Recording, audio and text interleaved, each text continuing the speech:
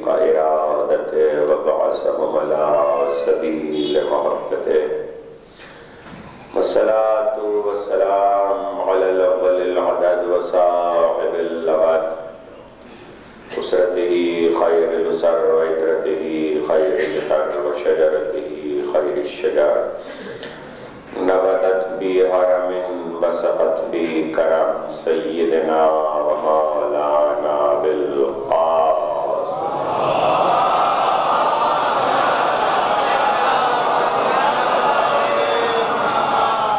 وأهل بيته الطيبين الطاهرين المعصومين المظلومين الذين أذهب الله عنهم الرجس وطهرهم تطهيرا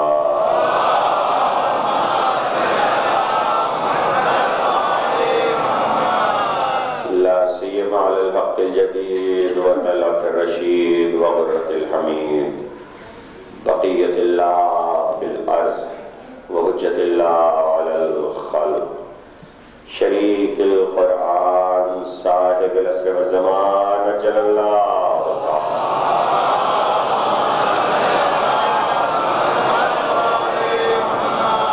والعنة الدائمة الباقية على أعدائهم ومنكر فضائلهم وغاصب حقوقهم أجمعين يوم ظلمهم إلى يوم الدين أما بعد فقد قال الله سبحانه وتعالى في محكم كتابه الحكيم وله المثل الأعلى في السماوات والأرض وهو العزيز الحكيم صلوات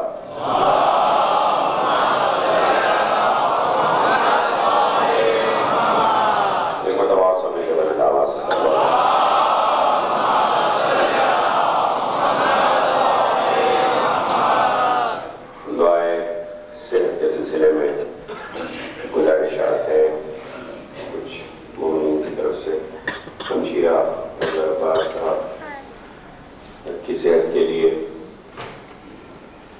ایک اور خاتون دلیل ہے پاکستان میں ان کے لیے کہا گیا ہے بھی ایک برادر مومن نے اپنی ہمشیرہ کی صحت کے لیے کہا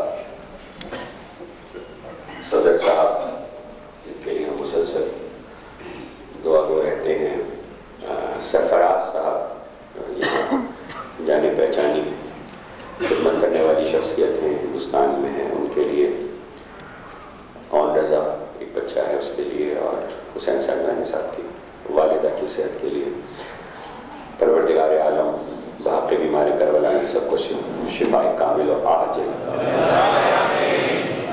دوسری گزارش آپ حضرات سے کہ تھوڑا سا اگر زحمت فرما لیں کہ لوگ دروازے پر ہیں محمد آل محمد صلی اللہ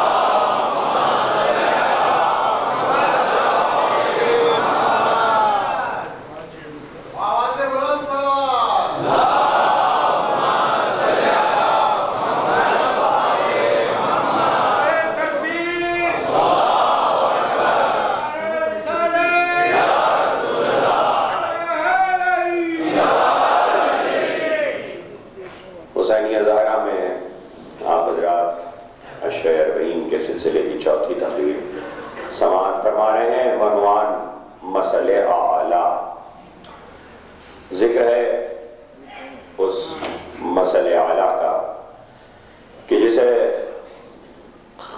پروردگار لم یزل لا یزال نے اپنی مسئل بنا کر بھیجا اور پیغمبر نے اس کے لیے یہ ارشاد فرمایا کہ یا علی انت مسل الاعلیٰ اے علی تم مسل اعلیٰ ہو اور مسل اعلیٰ ہو کہ جو پروردگار کی صفات لیے ہوئے ہو اور قرآن اس کے لیے یہ اعلان کر رہا ہو کہ وَلَهُ الْمَثَلُ الْأَعْلَىٰ مسل اعلیٰ اللہ کے لیے ہے کہ سماوات آسمانوں میں بھی اور زمین میں بھی وَهُوَ الْعَزِيزُ الْحَكِيمُ اور وہ صاحب عزت ہے اور صاحب حکمت ہے اس کی مثل جس کی کوئی مثیل نہیں ہے اس کی مثل جس کے کوئی مثل نہیں ہے اس کی مثل جس کی کوئی شبیہ نہیں ہے اس کی مثل جس کی کوئی نظیر نہیں ہے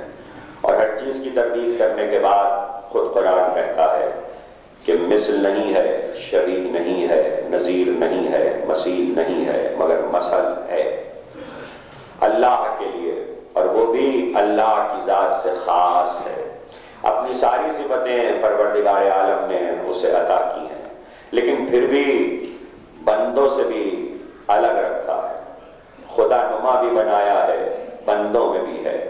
لیکن ایک مرحلہ ایسا آتا ہے علی کی ہر صفت میں کہ جہاں علی بندوں سے ممتاز ہوتے ہیں، خدا جیسے ہوتے ہیں مگر خدا نہیں ہوتے۔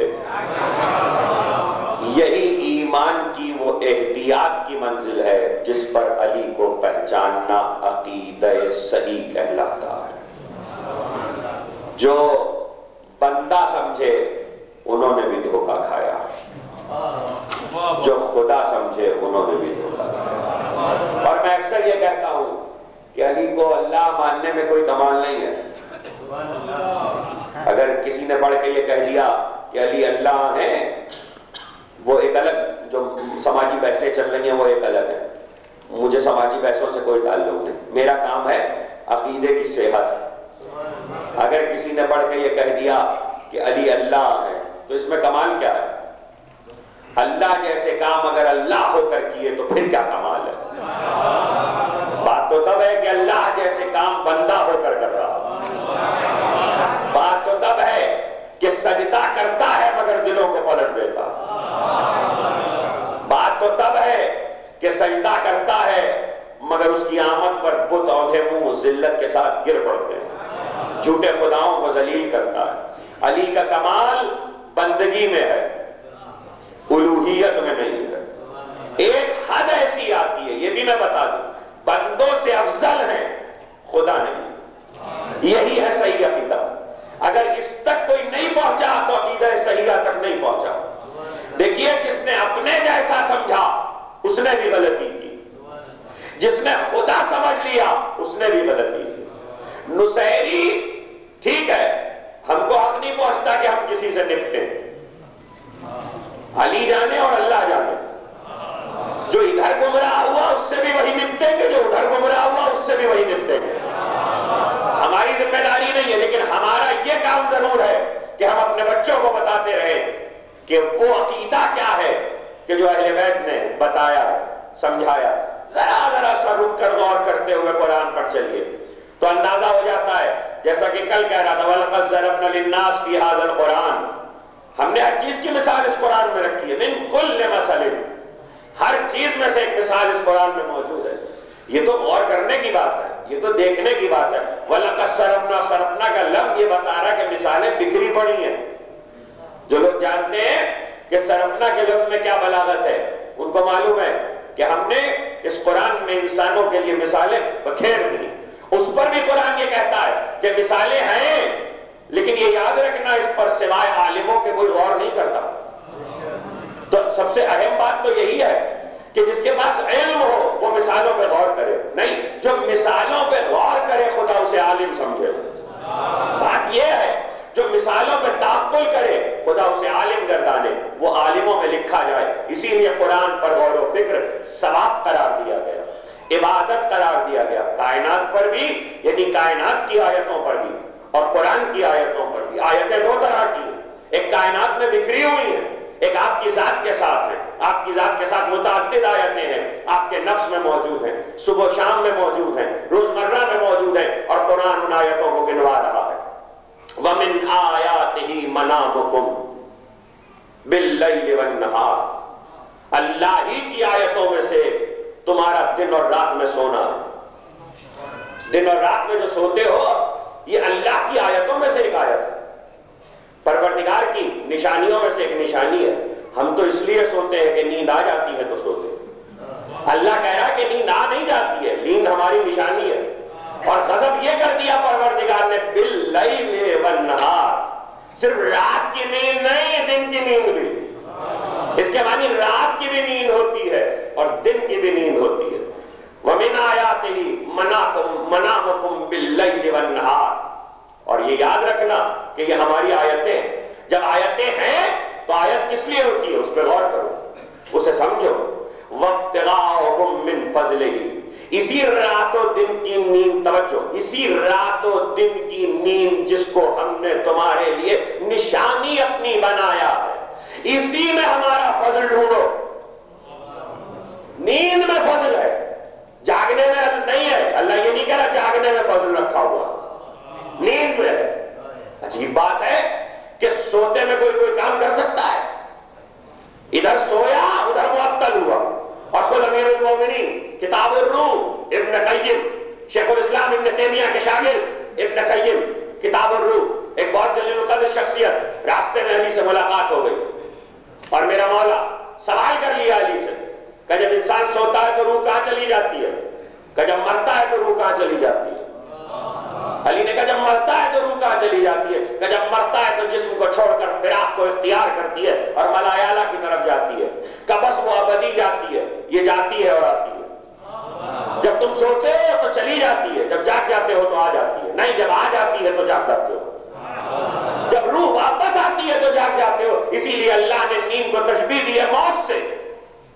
موت ہمیشگی ہے، لیکن اس ہمیشگی کو بھی صرف اتنا بتایا ہے کہ قبر تک جب تک جنازہ نہیں پہنچ جاتا اس وقت تک ہمیشگی ہے۔ ادھر قبر بند ہوئی ادھر روح واپس، لیکن وہ جو روزانہ سو رہے ہو رات کو روح گئی، جیسے ہی سوئے روح گئی۔ کہاں گئی؟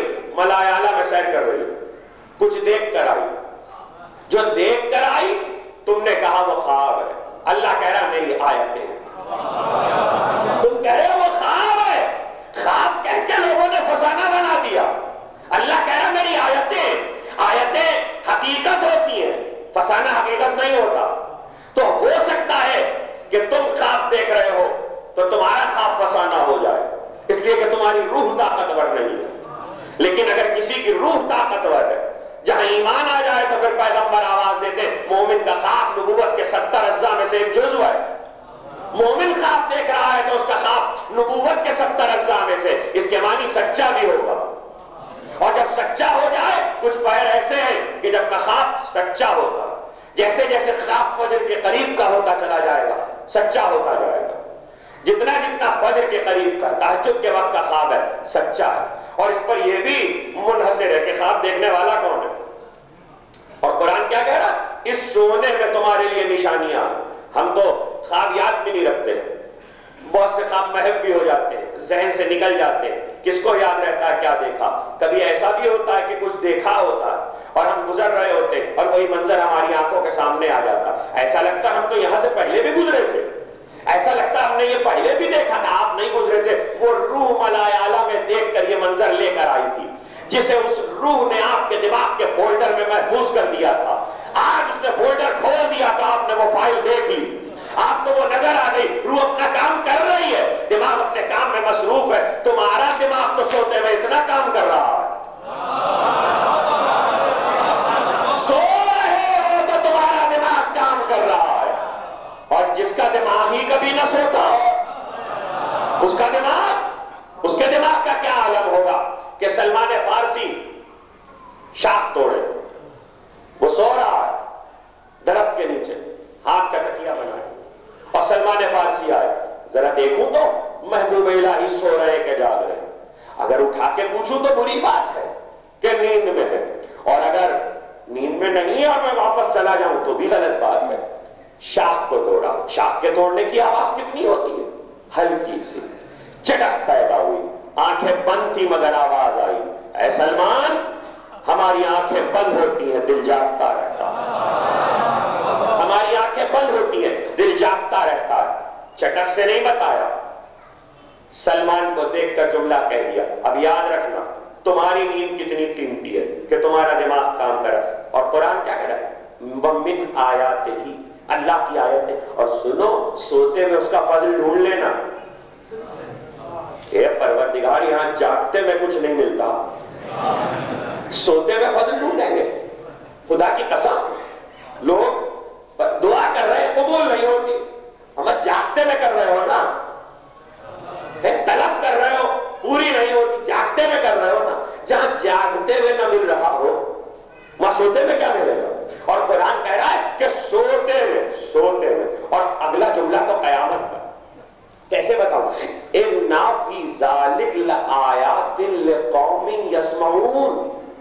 یہ جو میں تم سے کہہ رہا ہوں، قرآن کا یہ جو میں تم سے کہہ رہا ہوں کہ سوتے میں اللہ کی آیتیں ہیں، تمہاری نیند میں اللہ کی آیتیں ہیں، اور اس میں نیند کے دوران فضل تلاش کر لینا، یہ کہنا بھی ہماری نشانی ہے، یہ بھی ہماری نشانی، لیکن کس کے لیے؟ لقومی یعقلون نہیں، لقومی یشعرون نہیں، لقومی یعلمون نہیں، لقومی یسمعون، سننے والی قوم کے لیے۔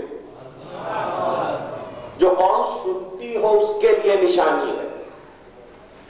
ایک قوم وہ ہے جو تعقل کرتی ہے، ایک قوم وہ ہے جو علم رکھتی ہے، ایک قوم وہ ہے جو شعور رکھتی ہے۔ یہاں ایک بالکل الگ لفظ استعمال، ایک قوم وہ ہے جو سنتی ہے۔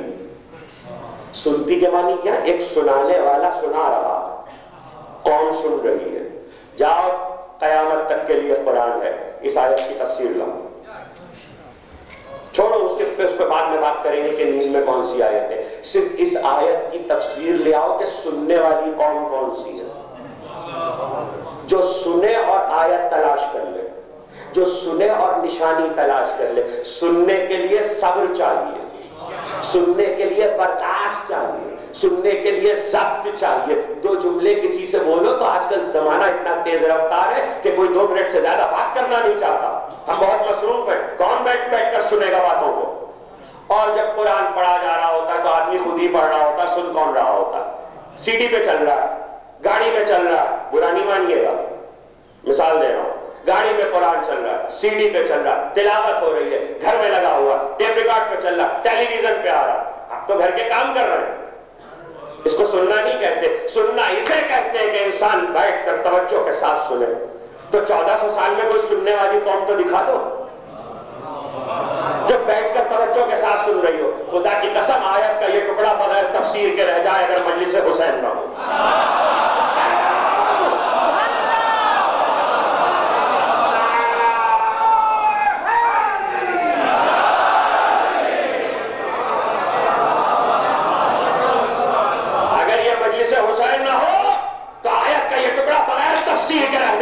سننے والی قوم کہاں ہے؟ بہت تیز رفتار زمانہ صحیح، بہت جدید زمانہ صحیح، بہت تیزی سے بھاگا جا رہا، 2 لمحے کسی کے پاس نہیں ہے، کوئی بازو پکڑ کے بات کرے، اجی ہمیں 10,000 کام ہے، ہم نہیں کچھ سننا چاہتے، کہ ٹیلی فون پہ بات کر لیجئے گا۔ ابھی یہ عالم ہے کہ سب چھوڑ کر آ کر 1 گھنٹے بیٹھے ہو، ایک بولنے والا بول رہا ہے، ہزاروں سننے والے سن رہے ہیں، ایسے سننے والے کو دکھاؤ۔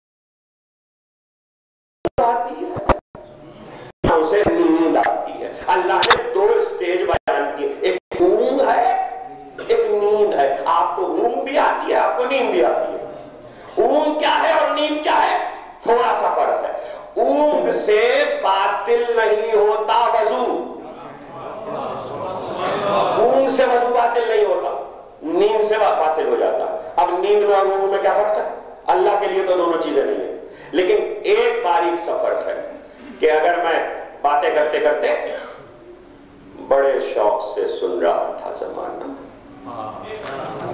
بڑے شوق سے سن رہا تھا زمانہ، ہم ہی سو گئے داستاں کہتے کہتے۔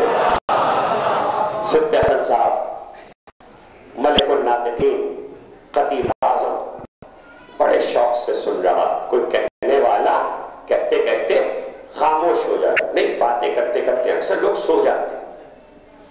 اب اس میں پہچان کیا رکھی؟ وضو گیا؟ جی نہیں۔ قرآن آنکھیں بند ہے مگر تم یہ نہیں کہہ سکتے کہ اس کی نیند اس کا وضو باطل ہو گیا، اس میں نیند کا اطلاق کا۔ پھر امام سے پوچھا گیا، یہی فقہا کا فتویٰ ہے، 1400 سال میں تاریخ شیعت میں تمام فقہا کا یہی فتویٰ ہے، آنکھیں لاگ بند ہو جب تک کان سننا نہیں چھوڑیں گے، وضو باطل نہیں ہوگا۔ جب کان، بہت سے ایسے لوگ ہوتے ہیں آنکھیں بند ہیں، نیند طاری ہو گئی ہے لیکن کان سن رہے ہیں، تو اب اسے خود معلوم ہے کہ کانوں نے کب تک سنا ہے۔ جب تک کان سنیں گے، اس کے معنی یہ ہے کہ سننے والے کی جب عبادت کر رہا ہو، آیات پہ غور کر رہا ہو، اللہ کا بندہ ہو، عبادت کرنا چاہتا ہو، تو آنکھیں نہ دیکھو، یہ دیکھو کان کتنے اچھے ہیں، سماعت اچھی ہونی چاہیے۔ اگر سماعت اچھی نہیں، بڑا ربط ہے دونوں میں، آنکھوں میں اور کانوں میں، یہ یقین کی منزل ہے، آنکھوں میں اور کانوں میں بہت گہرا ربط ہے، اور ایسا ربط ہے کہ اگر اس ربط کو کوئی نہیں سمجھا تو کچھ بھی نہیں سمجھا۔ ایک منزل ہے دیکھنے کی، یہ آپ دیکھ رہے ہیں، ایک منزل ہے سننے کی، ممکن ہے کہ آنکھیں بند ہو جائیں تو یہ منظر آپ کو نظر آنا بند ہو جائے، لیکن اگر نیند طاری نہیں ہوئی ہے اور سنائی دے رہا ہے تو ابھی آپ کا وضو بھی باطل نہیں ہوا، ابھی کہنے والے کی بات بھی پہنچ رہی ہے۔ اس لیے ضروری ہے کہ بات کو دماغ میں اتارنے کے لیے دکھایا بھی جائے، سنایا بھی جائے۔ اب سمجھ میں آیا پیغمبر نے غدیر میں دونوں چیزیں کیوں جمع کی تھی؟ ہاتھوں پہ اٹھا کے علی کو دکھایا تھا، من کنت مولا کہہ کے سنایا تھا۔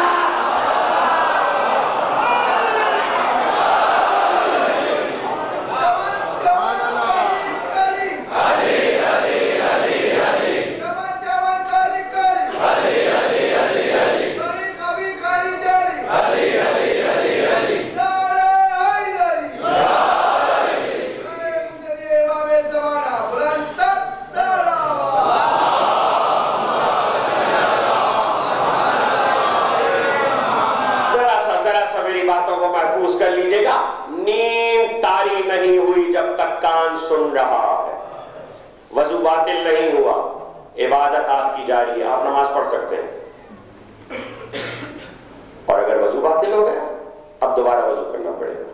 نیند اگر طاری ہو گئی، سو کر اٹھ کے دوبارہ وضو کرنا پڑے گا عبادت کے لیے، اس لیے کہ اب نیند طاری ہو چکی ہے اور دماغ کوئی کام نہیں کر رہا، روح جسم سے جا چکی، اور قرآن کہہ رہا وَابْتِغَاؤُکُم مِّن فَضْلِهِ، جب دماغ کام نہیں کر رہا تو اللہ کا فضل ڈھونڈو۔ اے پروردگار، جب دماغ کام کر رہا تھا تب نہیں مل رہا تھا فضل خدا، تیرا فضل، اور اب جب دماغ کام ہی نہیں کر رہا، روح جسم سے باہر جا چکی، تو اب کیسے فضل ڈھونڈے؟ کہ بس اس پہ غور کر لو کہ اس میں ہماری نشانی کیا ہے، اور وہ نشانی یہ ہے کہ ایک شخص آیا اور آ کر پیغمبر کے سامنے بیٹھا، بزم بھری ہوئی، اور پیغمبر پوچھ رہے تم میں کون ہے کہ جو رات کو پورے قرآن کی تلاوت کر کے سوئے؟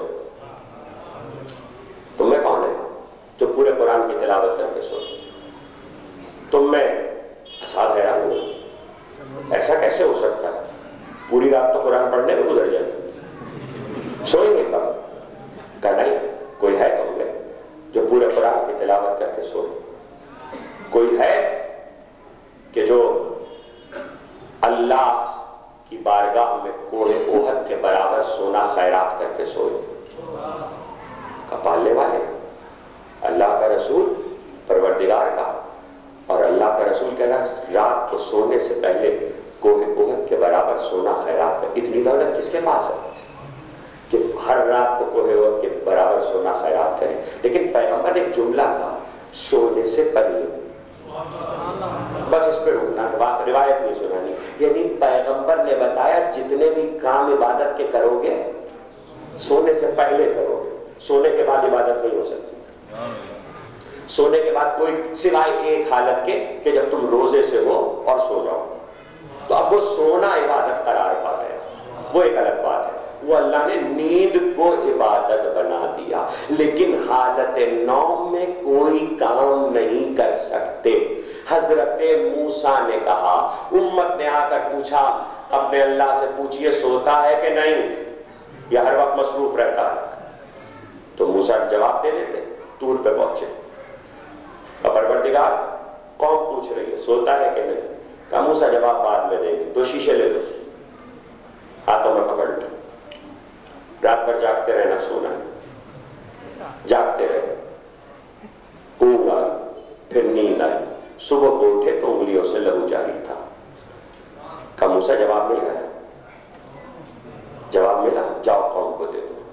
تم اگر سو جاؤ تو تمہاری انگلیاں خون ہو جائیں، اگر اللہ پر نیند طاری ہو جائے. یہ انگلیوں کی مثال کیوں دی؟ بس اس پہ غور کر لیجیے گا. اللہ نے انگلیوں کی مثال کیوں دی؟ اسی میں تو باریک بات ہے. اگر نیند کام کرنے والے شخص پر، کارخانہ نظام کو چلانے والے شخص پر نیند طاری ہو جائے تو اس کا پہلا اثر ہاتھ پہ ہوتا ہے، اس لیے کہ ہاتھ مصروف ہوتے ہیں، اور جب نیند طاری ہوتی ہے تو سب سے پہلے ہاتھ اپنی جگہ پر آ کر آرام سے گر جاتا ہے. اللہ سو جائے تو ید اللہ میں زخم آ جائے. تم کچھ کہہ گئے، آپ سوچتے رہے. اللہ سو جائے تو ید اللہ کی انگلیاں زخمی ہو جائیں. بتاتا کیسے؟ کہ سوتے میں کوئی کام نہیں ہوتا، تو اب ضروری تھا کہ یہ بتایا جائے کہ سوتے ہی میں کام ہوگا. شب ہجرت کی چادر اڑا کے سلوایا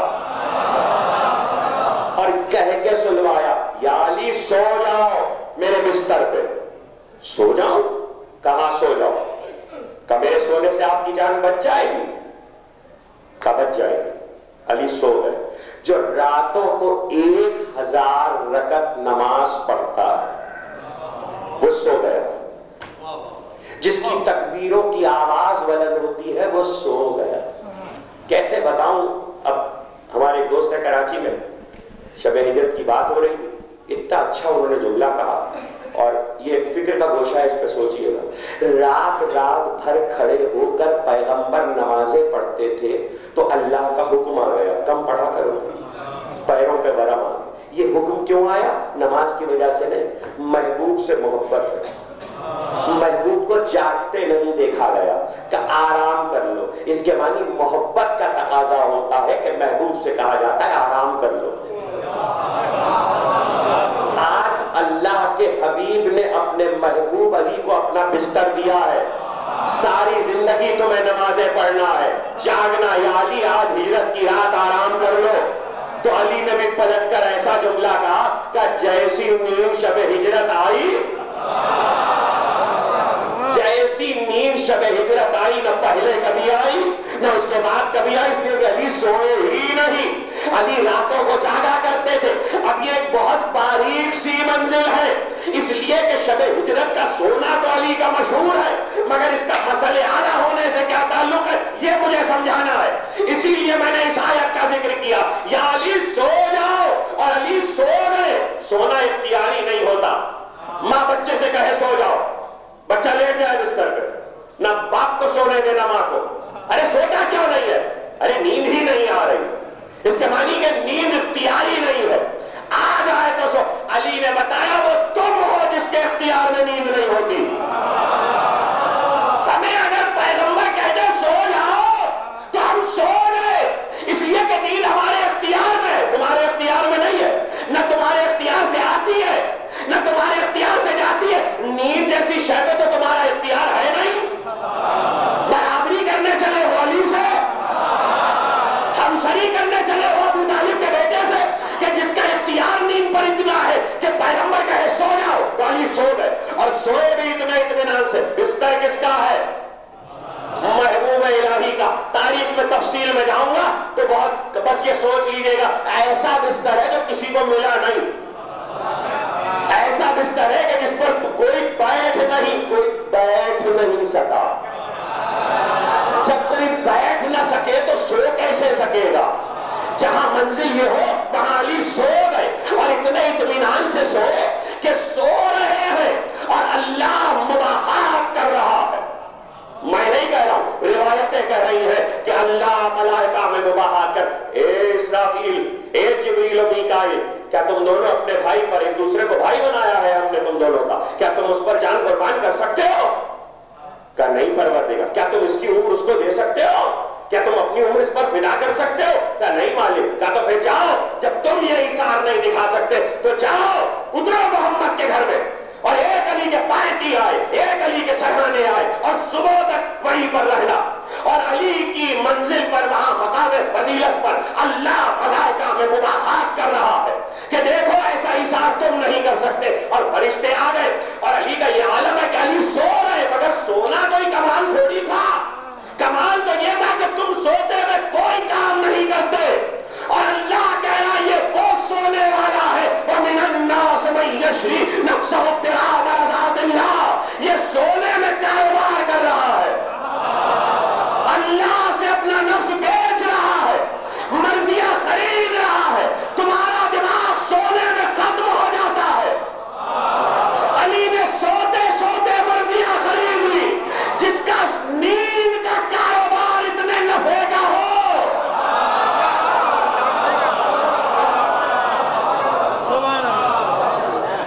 جس کا رات کا سونے کا کاروبار سوتے میں اتنا نفع کا ہو کہ خدا سے مرضیاں خرید لے، اپنے نفس کو بیچ لے، اور اللہ یہ بھی نہ کہے کہ سودا باطل ہے، اس لیے کہ کیا پتہ پیسے صحیح بھی گنے رہے کہ نہیں، لیکن قرآن سند دے رہا، اور سند ایسی قیامت کی ہے، عجیب و غریب سند ہے۔ وَمِنَ النَّاسِ مَن يَشْرِي نَفْسَهُ ابْتِغَاءَ مَرْضَاتِ اللَّهِ، کون ہے کہ جو نفس کو بیچ رہا، سوتے میں بیچ رہا؟ پروردگار یہی سودا جاگتے میں بھی ہو سکتا تھا، یہ کام جاگتے میں ہو سکتا تھا یا نہیں؟ ہو سکتا تھا، یہ کام مدینے پہنچ کے ہو سکتا تھا، یہ کام مکے میں رہتے ہوئے ہو سکتا تھا، آج کیوں ہوا؟ سوتے میں کیوں ہوا؟ سوتے میں اس لیے ہوا کہ اللہ بتانا چاہتا تھا، پہچان لو ابو طالب کے بیٹے کو، پہچانو اس کو۔ اور علامہ مجلسی میں حیات القلوب میں ایک روایت لکھی ہے کہ جنہوں نے گھر گھیرا ہوا تھا، ساری رات وہ یہ سمجھتے رہے کہ محمد سو رہے، اس لیے کہ چادر اوڑھے ہوئے تھے علی۔ اب یہاں سے راویوں نے کلید گندنے لگائے کہ دھوکہ اس لیے ہوا تھا کہ علی چادر اوڑھے ہوئے تھے، تو علی کا کمال نہیں ہوا، چادر کا کمال ہوا۔ کمال علی کا نہیں، کمال تو چادر کا نہیں۔ مکے والے چادر کی وجہ سے رسول نہیں سمجھے تھے، بلکہ لکھا یہ ہے اتنا نور ساتے تھا، اور پیغمبر کی یہ علامت تھی کہ پیغمبر جب سویا کرتے تھے تو چادر اوڑھ کے سوتے تھے، اور چادر سے نور کی کرنیں پھوٹتی تھیں، اس نور کی وجہ سے رسول کو پہچانا جاتا تھا کہ رسول، یہ علامت صرف رسول کی تھی، یہ علامت پہچان تھی، شناخت تھی نبوت کی، سارا مکہ جانتا تھا کہ رسول سوتے ہیں، مکے والے کافر صحیح، لیکن چادر اوڑھے ہوئے رسول کے جسم سے نکلنے والے نور کو مانتے تھے، اور اب اللہ بتانا چاہتا تھا انا وعلی من نور واحد، چادر وہی علی، نور نہیں بدلا، اسی چادر میں علی سوئے اور اسی چادر سے نور کی کرنیں پھوٹی، اور ایسے میں جب صبح کو آ کر چادر الٹی ہے، بھئی ایک وقت ہوتا ہے آپ کے گھر میں، آپ کس وقت سوتے ہیں؟ گھر والے جانتے اس وقت پہ سو کے اٹھ جائیں گے، اور سو کے اٹھ ہی نہیں رہے، تو مکے والے پریشان ہوئے، چادر کو الٹا، دیکھا علی، کہا تم کہاں؟ کہا محمد کہاں؟ میرے حوالے کر کے گئے تھے، میرے حوالے کر کے گئے تھے، اب کیا کریں؟ لکھا یہ ہے، تمام تاریخیں، ذرا سا دو چار جملے سن لیجئے، بعض تاریخی چیزیں محفوظ ہو جاتی ہیں ربط بیان میں۔ تمام تاریخیں کہتی ہیں کہ چلے تو گئے مکے والے، لیکن مکے والوں نے یہ طے کیا کہ عبداللہ کا بیٹا تو چلا گیا، رات کی رات لیکن اب علی کو نہیں جانے دیں گے. علی کو پیغمبر یہ کہہ گئے تھے کہ دیکھو مکے والوں کی امانتیں واپس کر کے آ جانا، اور جتنے دن تک رسول داخل نہیں ہوئے انتظار میں علی کے، جب تک علی آ نہیں گئے. رسول مدینے میں داخل نہیں ہوئے، 2 دن سے 2.5 دن سے 3 دن تک کا مورخین نے لکھا ہے کہ اتنے وقت میں علی آئے ہیں، اور پیغمبر علی کے آنے کے بعد مدینے میں داخل ہوئے. پیغمبر نے مدینے میں داخلہ نہیں کیا، علی کا انتظار کر رہے. یا رسول اللہ ہجرت کا حکم آپ کو ہوا ہے؟ میں آگے بڑھ جاؤں گا، میرا جملہ محفوظ کر لیجئے. یا رسول اللہ ہجرت کا حکم آپ کو ہوا ہے؟ آپ کو حکم ہوا ہے کہ مدینے میں جائیے، تو جائیے نا.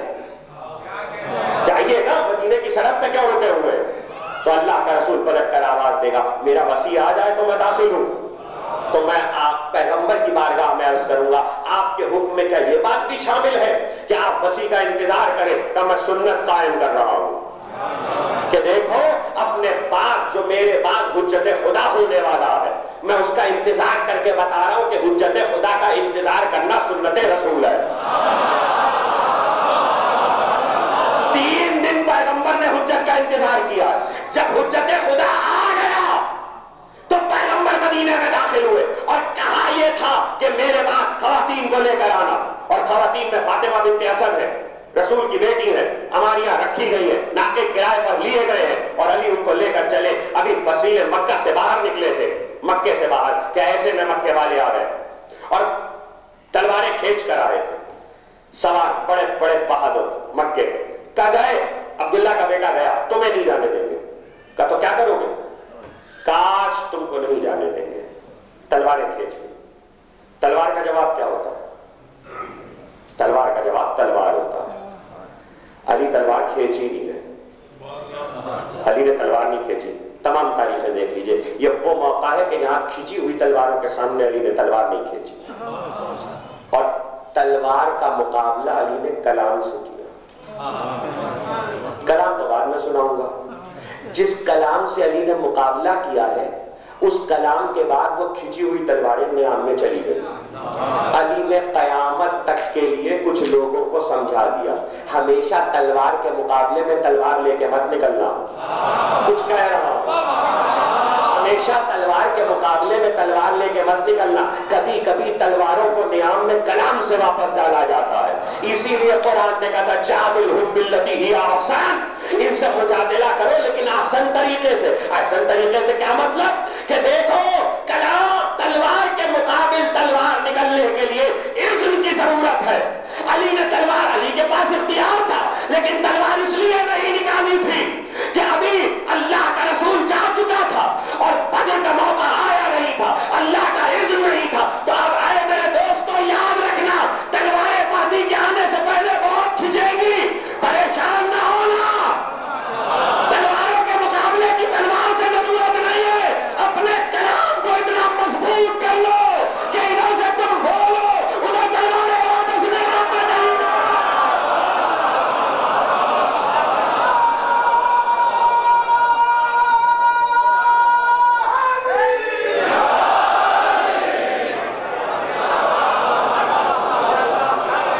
سبق ہے میرے دوستو. یہ وہ سبق ہے سیرت علی کا. مجھے معلوم ہے یہ گوشے حیات علی کے وہ ہیں مسئلے اعلیٰ کی زندگی کے جو عام طور پہ نہیں بیان ہو پاتے، لیکن میں کیا کروں کہ میری نظر ایسے گوشوں پر اس لیے رہتی ہے کہ حیات علی کو جتنا جتنا سمجھتے جائیں گے.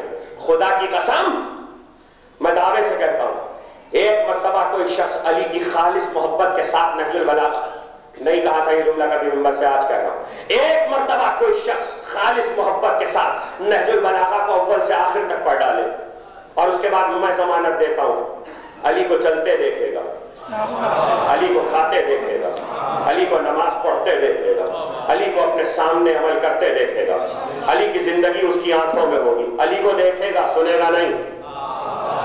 علی کو دیکھے گا. سننے والی آیتوں پہ غور کرو تو آیتیں دکھائی دینے لگیں گی.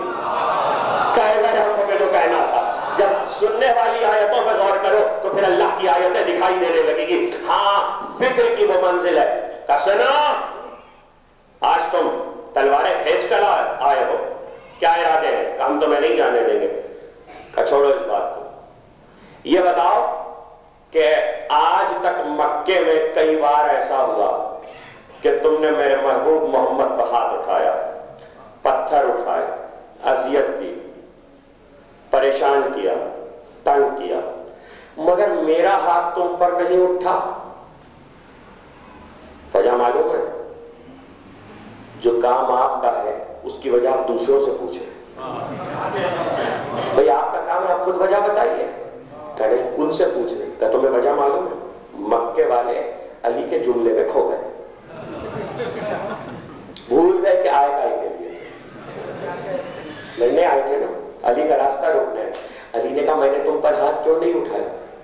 کہنے لگے اے ابو طالب کے بیٹے کیوں نہیں اٹھایا؟ لہجہ بدل گیا نا، آپ نے غور نہیں کیا۔ ایک جملے سے علی نے دل و دماغ کی حالت تبدیل کر دی۔ ایک جملے سے علی نے ان کے قلب کی کیفیت کو تبدیل کر دیا۔ جو قلب کی کیفیت کو جملوں سے بدل دے اسے علی کہتے ہیں۔ اللہ رے علی کا مزاج ایک جملے سے، وہ بھول گئے کہ وہ کس کام کے لیے آئے تھے۔ علی نے سکھایا بات کیسے کی جاتی ہے۔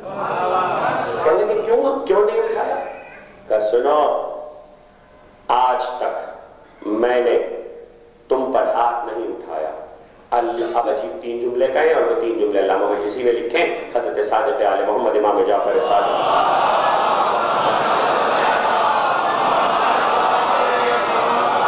امام کی روایت سے، اور امام فرماتے ہیں کہ میرے جد نے کہا اللہ نے ابو طالب کے بیٹے کو اتنی سخاوت عطا کی ہے۔ حسین صاحب کیا عطا پہ گفتگو کر رہا تھا۔ اللہ نے ابو طالب کے بیٹے کو اتنی سخاوت عطا کی ہے کہ اگر دنیا کے بخیلوں میں بانٹ دے تو سب سخی ہو جائیں۔ اللہ نے ابو طالب کے بیٹے کو اتنی عقل عطا کی ہے کہ اگر دنیا کے مجنونوں اور دیوانوں میں تقسیم کریں تو سب خردمند ہو جائیں۔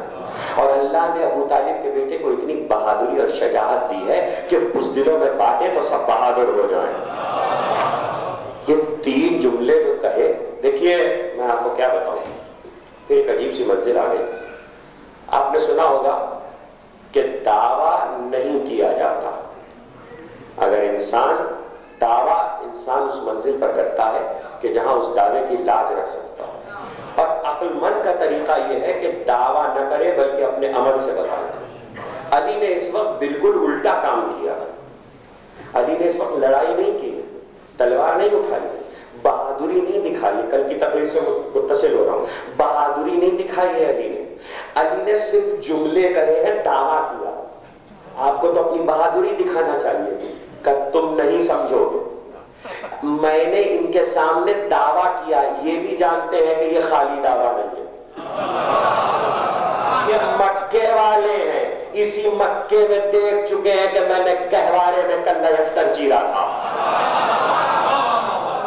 آج یہ جانتے ہیں کہ میں جوانی کے عالم میں ہوں، اس لیے وہ جان سمجھ گئے کہ یہ خالی دعویٰ نہیں ہے۔ ان کے ہاتھوں کے گرفت تلواروں کے قبضوں پر کمزور ہو گئی۔ جیسے ہی گرفت کمزور ہوئی، علی نے اگلا حملہ کیا۔ یہ لڑائی کا عجیب مزاج ہے، یہ صرف علی کو آتا۔ اگر کسی کو سیکھنا ہے تو علی سے سیکھ لے۔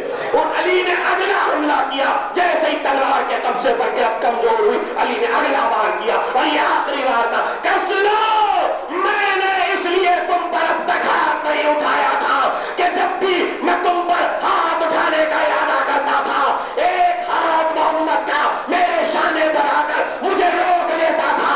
یاد رکھنا، آج علی کو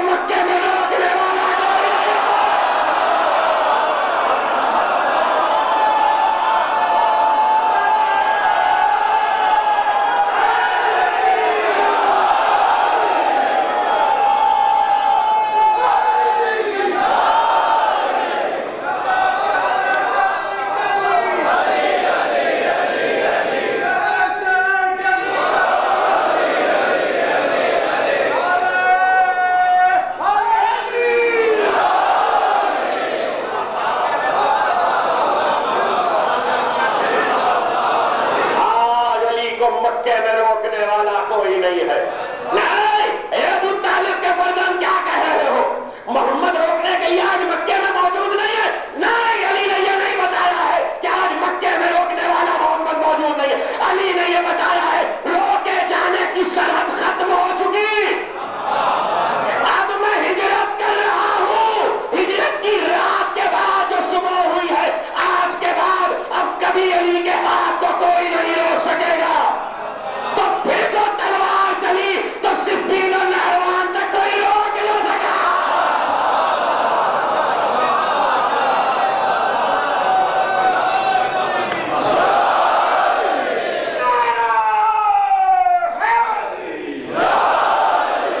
اور اب یہ جملہ بھی لے جاؤ، بہت کام کا جملہ، خدا کی قسم اس منزل پہ کہو، 1000 بار بات سنی ہوگی لیکن اس رب کے ساتھ سنو، نیا لطف آئے گا. جس کی تلوار کو روکنے والا اب کوئی نہیں ہے شب ہجرت کے بعد، اس کی تلوار اگر رک جاتی ہے تو صرف ایک منزل پر. مالک اشتر نے کہا جتنے آپ نے مارے اتنے میں نے مارے، تو تو نے گاجر مولی کی طرح کاٹ کے رکھ دیے. میں مارتا ہوں تو دیکھ کر مارتا ہوں کس کی نسل میں ایمان ہے اور کس کی نسل میں ایمان نہیں ہے. قیامت تک یاد رکھنا، جس کے ہاتھ کو کوئی نہیں روک سکتا وہ ایمان کو دیکھ کر اپنا ہاتھ روک لیتا ہے. علی کے ہاتھ کی ضرب سے بچنا ہے تو ایمان کے ساتھ آنا، بے ایمانی کے ساتھ.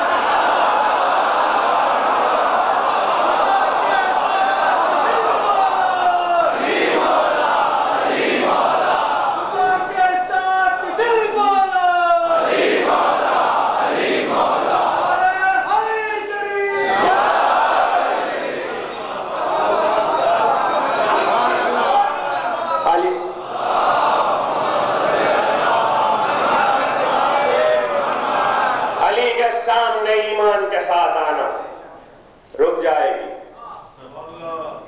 اما خود اپنے دل میں ایمان نہ ہو تو نسل میں ایمان ڈال دو، خود بھی بچ جاؤ گے.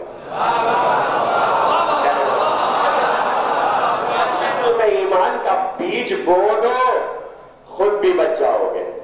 ہاں ایمان بچا لیتا ہے.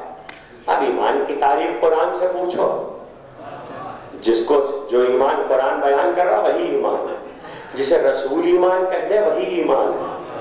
کاج علی کو روکنے والا کوئی نہیں ہے. اور خدا کی قسم اس کے بعد علی کو کوئی، آنے والی تقریروں میں جب جنگ پڑھوں گا تب علی کی بہادری تفصیل سے سناؤں گا. آج کی حد تک تو 2-4 جملے سن لیجئے. میں اپنی آخری واپس جاؤں گا جہاں پہ رکا ہوں، جہاں سے تقریر مڑی ہے. کسی نے علی سے پوچھا، یا علی کبھی نہیں دیکھا کہ میدان میں کوئی آپ کے مقابل آیا ہو اور بچ کے گیا؟ عجیب جملہ کہا سنو، جب میں میدان میں ذوالفقار کھینچتا ہوں، تلوار کھینچ کر حملہ کرتا ہوں، تو یاد رکھنا جو مقابل آتا ہے اس کا رواں مجھے پکار کے کہتا ہے یا علی مجھے قتل کر دو، یا علی مجھے قتل کر دو. جو نیند میں سودا کرتا ہو وہی تو روئے کی آواز سن سکتا ہے. کون سنے کہ روا پکار کر کیا کہہ رہا ہے؟ علی کہہ رہا ہے دیکھو اللہ نے علی کی بہادری کا عالم. لوٹ گئے مکے والے، پھر کسی نے راستہ نہیں روکا علی کا. علی خاموشی کے ساتھ مکے سے نکلے، مدینے کی طرف چلے گئے. سوتے میں سودا کیا تھا، اور ایسا سودا، تقریر اپنی منزل سے قریب ہو رہی ہے، سوتے میں سودا کیا تھا، اور ایسا سودا کہ دنیا کا کامیاب ترین سودا کسی نے بھی نہیں کیا. آج تک کسی نے ایسا سودا نہیں کیا کہ سوتے میں خدا سے سودا کر لیا ہو اور اللہ نے پلٹ کر یہ نہ کہا ہو کہ سودا باطل ہے. اب 2 باتیں ہو گئی. قرآن نے کیا کہا تھا؟ تمہاری نیند اللہ کی آیتوں میں سے ہے، اللہ کی نشانیوں میں سے، وَابْتِغَاءُکُم مِّن فَضْلِهِ، اور دیکھو اس نیند میں فضل کو تلاش کرو. یہ فضل تمہارے درمیان نہیں رکھا ہوا ہے، آیتوں پہ غور کرو گے تو فضل خدا سمجھ میں آ جائے گا. اور وہ یہ ہے اللہ لا الہ الا هو الحی القیوم لا تأخذہ سنۃ ولا نوم. تم نیند میں تمہارا دماغ کام نہیں کرتا، یہ تم ہو. تقریر اپنی منزل سے قریب ہو رہی، یہ تم ہو کہ نیند میں دماغ کام نہیں کرتا، وضو باطل ہو جاتا ہے. نیند کے عالم میں تم کوئی کام نہیں کر سکتے، اس لیے کہ روح جسم سے نکل چکی ہوتی ہے. وہ اللہ ہے جو نہ اونگتا ہے نہ سوتا ہے.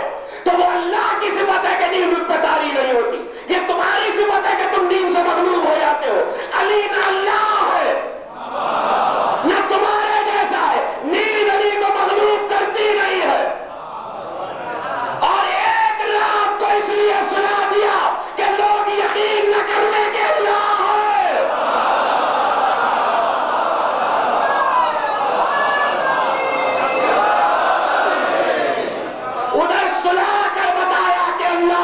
ہے؟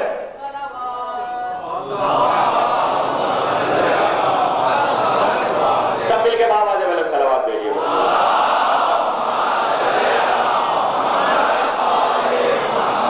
اس لیے علی مسئلے اعلیٰ ہے. ادھر سلا کر بتایا کہ علی اللہ نہیں ہے. مسئلے اعلیٰ ہے. سارا اختیار پروردگار کا ہے. سو جاتا ہے لیکن سوتے میں تمہاری طرح نہیں ہوتا. جو سوتے میں تمہاری طرح نہیں ہوتا وہ جاگتے میں تمہاری طرح کیسے ہو جائے گا؟ اور جب سوتے میں تم علی کی طرح نہیں ہوتے تو جاگتے میں تم علی کی طرح کیسے ہو جاؤ گے؟ اسی لیے قرآن نے لیل و نہار دونوں کا ذکر کیا. ارے جس کے وسیع کی برابری تم نیند میں نہ کر سکو اس نبی کی برابری جاگتے میں کیسے کرو گے؟ وہ نبی تمہارے جیسا کیسے ہو جائے گا؟ اس لیے علی کو مسئلے اعلیٰ قرار دیا. وَلَهُ الْمَثَلُ الْأَعْلَىٰ فِي السَّمَاوَاتِ وَالْأَرْضِ. اس لیے کہ اللہ کی ہر مخلوق ایک مرحلے پر آ کر اپنے کام کو معطل کرتی ہے. علی اللہ کی مسئلے اعلیٰ ہیں جن کا کام کبھی معطل نہیں ہوتا. نماز نہ پڑھی ہو نصرت رسول کو کی. سوتے میں نماز نہ پڑھی ہو آج سو گئے نصرت رسول تو کی. اور پھر مباحات کر رہا ہے پروردگار. ایسی نصرت رسول کہ سوئے ہے تو پیغمبر کی جان بچی ہے. جو سوتے سے نیند دے کے رسالت کو بچا لے اس کی نیند کتنی قیمتی ہے کہ جس کی نیند سے رسالت کا تحفظ ہو جائے. جو سوتے میں رسول کو اس طرح بچائے وہ جاگتے میں کیسے بچائے گا؟ تو ایک طرف علی کی نیند رسالت کا تحفظ ہے, دوسری طرف علی کی نیند توحید کی حفاظت ہے. جب تک شب ہجرت کا واقعہ بیان ہو رہا ہے یہ بات ثابت ہے اللہ اللہ ہے, علی علی ہے, لیکن کوئی اس سے دھوکہ نہ کھائے. اللہ نہیں ہے مگر تم جیسا نہیں ہے, بندوں سے اعلیٰ ہے, خدا کا بندہ ہے. یہی عقیدہ صحیح ہے. ایک طرف فضیلت علی ہے اس کی نیند اور دوسری طرف توحید کی حفاظت ہے, عقیدہ توحید کی محافظت ہے. ایسی نیند تو کسی کی ہو یہ بھی بنی ہاشم کے گھرانے کا کمال ہے.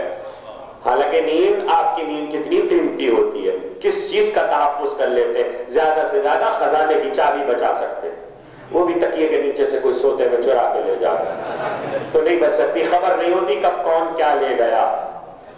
ہاں تقریر ختم ہو رہی ہے مگر جملہ آ گیا.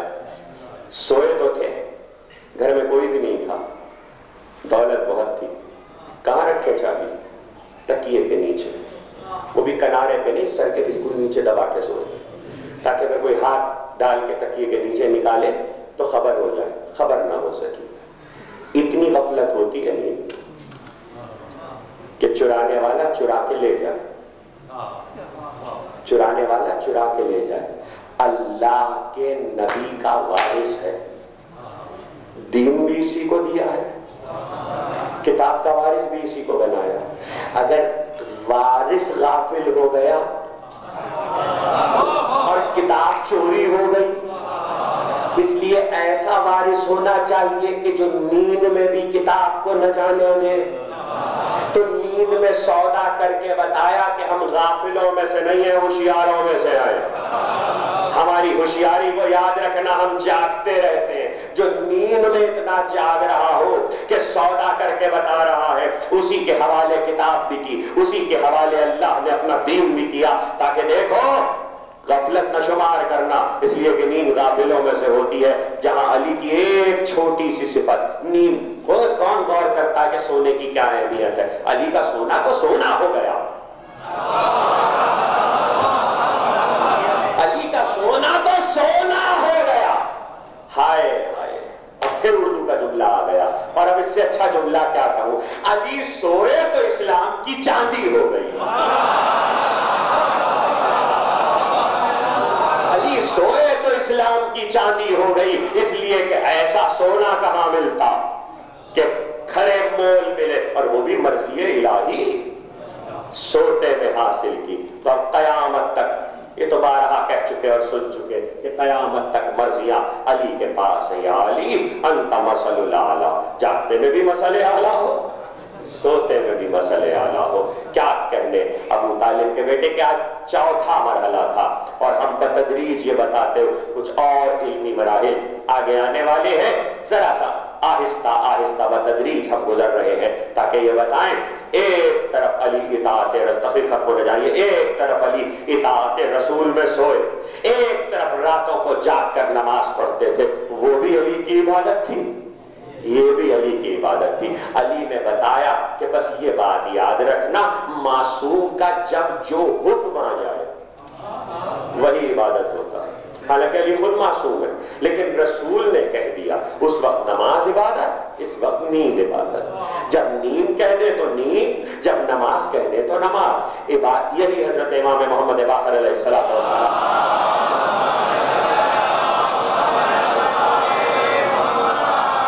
کسی نے پوچھا کہ فرزند رسول تفصیلات عرض کر چکا، صرف اشارہ کر دوں، آخر کی تعریف کیا ہے؟ آپ نے کہا دو نیکیوں میں سے یہ فیصلہ کر لے کہ کب کس کو بجا لانا ہے، اسی کو عقل مند کہتے ہیں۔ علی کی شب ہجرت جب تک موجود ہے یہ بتا رہی ہے آج نماز یا نیند، زندگی میں ایک مرتبہ کی نیند اور ساری زندگی کی نماز ہے، تو نہ نماز ہلکی ہوگی نہ نیند ہلکی ہوگی۔ علی کی عبادت میں کوئی چیز ہلکی نہیں ہے، یہ مسئلہ اعلیٰ ہے، بندہ ہو تو ایسا اور اللہ کا مسل ہو تو ایسا۔ کیا کہنے آل محمد کی تاریخ میں علی کے گھرانے نے علی کی تاسی کی، اور ایسی تاسی کی کہ جاگتے میں سوتے میں ہر منزل پر علی کی سیرت آل محمد کے سامنے ہے، چاہے مقام فضیلت پر ہو چاہے مقام مصیبت پر ہو۔ آج علی نے سو کر مرضیوں کو خریدا، علی کی اولاد نے کربلا سے شام تک جاگ جاگ کے مرضیاں خریدا۔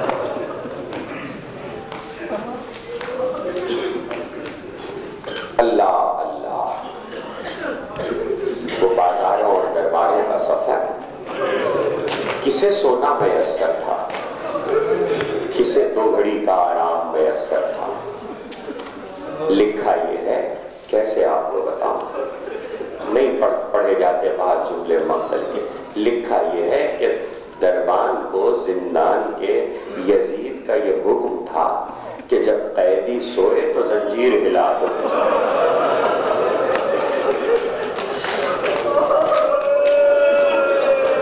جب بیمار کی آنکھیں بند ہو تو زنجیر۔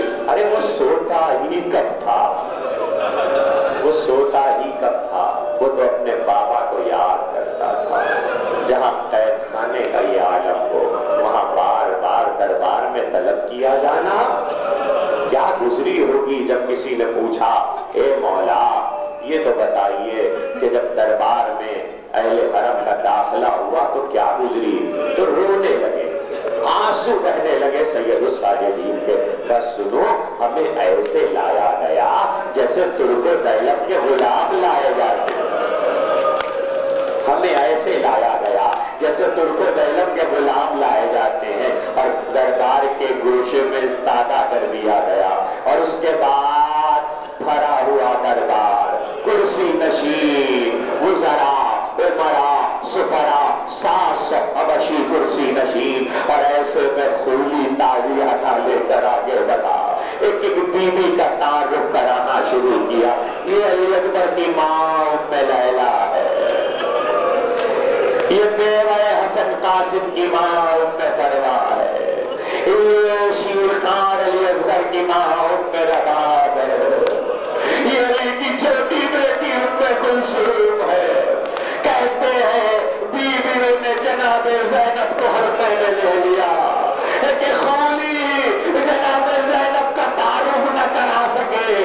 یزید نے دیکھا کہ زینب کے بالکل آگے ایک کنیز موجود ہے، ایک عورت موجود ہے، یہ کون ہے، اس کو ہٹاؤ۔ تو حفصہ نے کہا خبردار اگر میری طرف کسی نے ہاتھ بڑھایا اچھی بات نہ ہوگی، کہ یہ کون ہے جو ہم سے اس طرح گفتگو کر رہی ہے، بس یہ سن